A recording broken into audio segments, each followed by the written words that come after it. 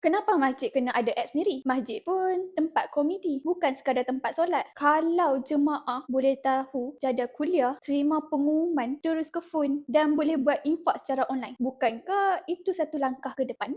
Nak tahu fungsi apa yang sangat membantu dalam app masjid? Boleh stay sampai habis. Yang pertama, jadual aktiviti masjid. Fungsi ni membantu jemaah plan masa mereka. Okey, guna fungsi event, masjid boleh letak semua program, kuliah, ceramah khas dan majlis khatam. Yang menariknya, jemaah buka saja app, boleh tengok aktiviti selama seminggu ataupun sebulan. Okey, mereka tak perlu nak tunggu pengumuman lepas azan. Yang kedua, pengumuman terkini. Kalau ada perubahan waktu ceramah, pengumuman kecemasan, AJK Masjid, tak perlu nak call seorang-seorang. Guna saja push notification, mesej terus sampai ke phone jemaah. Contoh, kuliah maghrib malam ni ditunda ke 9 malam. Mesej terus sampai ke phone jemaah secara on time. Yang ketiga, infak dan wakaf online. Ramai jemaah nak infak tapi kadang-kadang tak sempat bawa cash ataupun memang cashless. Tapi jangan risau. Dalam app kita ada fungsi form, URL ataupun link. Kita boleh klik jumlah, pilih sumbangan dan terus bayar. Ataupun kita boleh linkkan dengan JomPay yang sedia ada. Contoh, RM10 untuk dana Ramadan ataupun RM50 untuk wakaf kapet baru. Okey, so dekat sini dia adalah telus, lebih mudah untuk kita urus.